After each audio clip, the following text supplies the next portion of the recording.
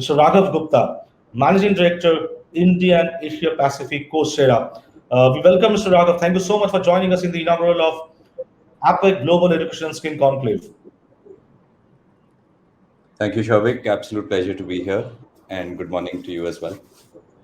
Good morning, and we just had Mr. Nagarajan, a prolific IS officer who is heading the Higher Education Department as the Director of Government of Gujarat, and he just talked about various facets of higher education and how technology innovation can be nurtured or blended to get the goal to set the goal of higher education. What are your thoughts, Raghav, on future of education aspects of fostering tech as a culture? And we all know what brilliant work being done by Coursera. You can shed some light on that. Over to you, Raghav.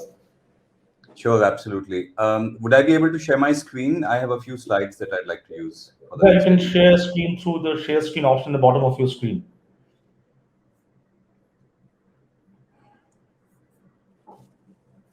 Please let me know once you can see it. I think we can see it now. Yes, we can see it. Yeah, it's perfect. Go ahead, please. So I'm going to be talking about preparing for the post-COVID world and what is the role that online learning can play. And I say this because hopefully we are moving towards a post-COVID world, and it might be helpful actually to start with before we talk about higher education, to take a look at the larger world around us in terms of what's been happening over the last year and a half or so.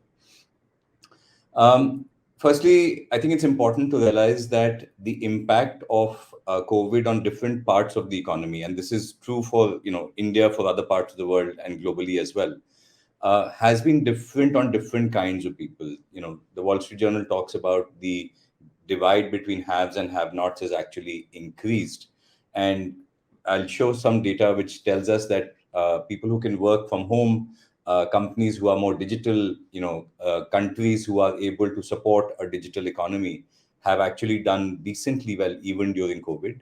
And many others, have been left behind. So if you have a job where you cannot work online or your company is completely in the physical world, then those are the ones who have seen bigger impact because of COVID. So there is a gap which is emerging between digital and non-digital work because of COVID. And the other thing that we have seen is that the importance of higher education has actually increased because of COVID. And there's a lot of data on this slide, but let me quickly explain it. This is unemployment rate globally on the left, 0% going down, going upward to 25%. And you'll see here that the lesser educated workforce is the blue line, and the more educated workforce is the yellow line, and then everybody in between. And pre-COVID, these were the unemployment levels. And then during COVID, April last year, unemployment levels obviously went up. But the biggest impact was on those people with least levels of education. And now, as some of this impact starts to reduce, we're finding that even then, the people with higher levels of education have actually done better. And those with lesser levels of education have been hit a lot more, right? And to Mr. Nagarajan's point earlier, that for society and for self-actualization, and for many of our students in higher education, the importance of high quality higher education and the importance of higher education that gets you ready for a digital centric world, I think, is increasing quite rapidly, and that's what this is telling us. And just building on that point, and this is a bit of research that comes from McKinsey, low-skilled jobs, even pre-COVID, were at the risk of automation. So, a lot of the jobs which are in red that we see on this slide, retail, cashiers, real estate brokers, accountants, these were already getting automated because of technology. And on the left, jobs like IT managers, financial managers, general managers, lawyers, were continuing to thrive, and these are the higher paying jobs as well. And these are the ones that are getting lesser impacted because of automation. And so we are seeing this shift that more knowledge, more digital skills, and more credential from a credible institution where a student might be studying from is shifting, the economy. And McKinsey research tells us that 67% of employers have accelerated automation and AI deployment since COVID-19. If all of us look at a lot of the ads on TV these days, it's about digital banking. It is about the bank in your app, in your phone, and so on and so forth. So we are definitely witnessing that, and again points to what I mentioned earlier, that the need for high quality higher education and the need for higher education that caters to digital has accelerated because of COVID.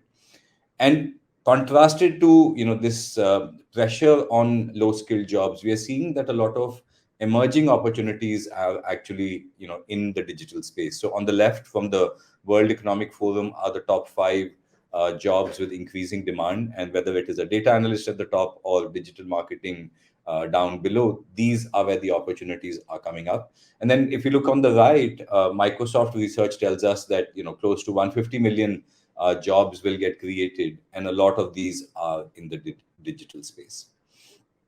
Now, with that as context, I wanted to share a little bit about the progress and also the promise of online learning. And online learning could be of various types. One could be as a faculty member in a university. I go on to a platform which is an online platform, and I teach my students remotely. That is one kind of online learning. The other kind of online learning is what Coursera brings to the table, which is where content from the world's top universities and companies is made available to students and working professionals in different parts of the country. I'm going to be focusing a little bit on the latter.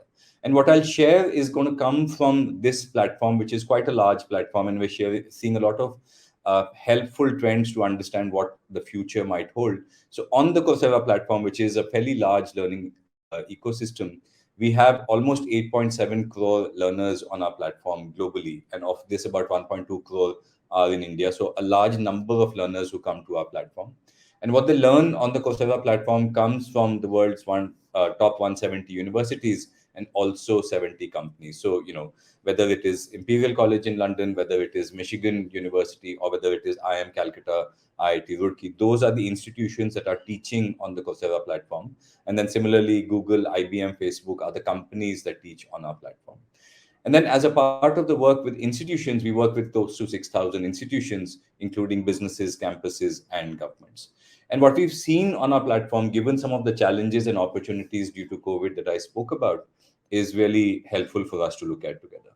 Now, one of the biggest elements that we've seen is, COVID impacted women in the workforce in the country quite a bit. Women were at home. They could not take care of family because of bigger responsibilities there. And so many of them dropped out of jobs. But actually on the Coursera platform, we found that more women are learning online, which I think is a really, really exciting trend. Globally, the percentage of women learners on our platform who were taking enrollments went up from 38 to 45%. And in India, it went up from 25 to 35% between 2019 and 2020. So for us to be able to serve more women learners on our platform, I think is very, very positive news. And the second thing that we have seen is within women learners, the number of women learners who are taking STEM related courses and technology and math related courses and science related courses has gone up as well. So 31% to 38% globally on our platform, which is this 8.7 crore learners that I spoke about. And then within India, from 22% to 33%.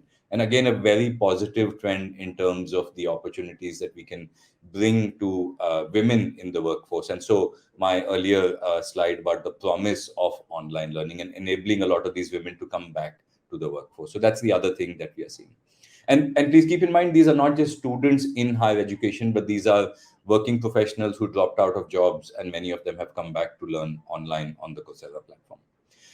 And thirdly, last year in 2020, we served 4,000 plus higher education institutions globally. So in India, of course, and Asia, Americas, and EMEA.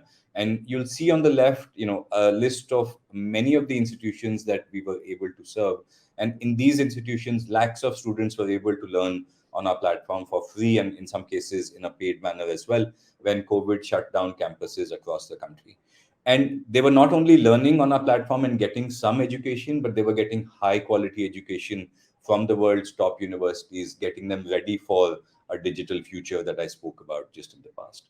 The way this was done is on the right. So many institutions used Coursera as standalone for credit. And what that means is if I am a mechanical engineer, and I am one personally, and if I want to go and work in 3D manufacturing, and my university does not have faculty for 3D manufacturing, I can come to the Coursera platform and possibly learn 3D manufacturing from Georgia Tech in the US.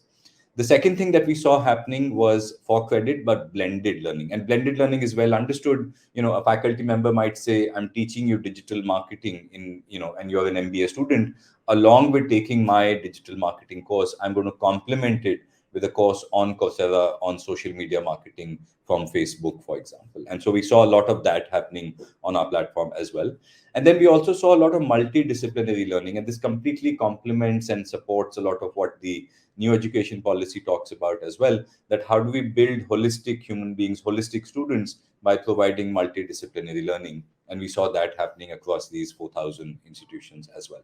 So opportunity to serve working professionals and students in higher education for the future of work at scale, at massive scale, via online learning, and hence this promise of online learning that we'd like to talk about. Now, I also believe that institutional collaboration is going to be extremely important going forward. All of us have grown up learning in colleges, in schools, in universities. And I think some of the institutional collaboration is changing. And what I mean by that is that as we look at the Coursera platform and these 6,000 institutions, we're finding a lot of collaboration happening between businesses, campuses, and governments. So, we might be bringing Coursera to a campus. An IT services company will come to us and say, look, we are looking for students who've taken courses and have built proficiency levels in artificial intelligence or machine learning. Can we speak to those students? So we are able to link campuses to these businesses, and so that students can interview for the right jobs and companies can find the right kind of students. And then the other thing that we're doing is we're working with the governments of different states.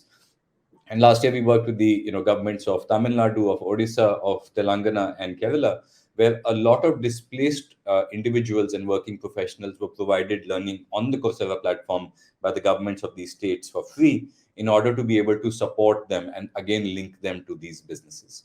So I think we are seeing a world which I think will accelerate post-COVID, where not just will learning for students continue to happen on campus, but a lot of learning for working professionals will also extend to businesses and will be supported by governments. And we will see this cross-institutional collaboration that will happen. Let me take two examples to bring this to life a little bit.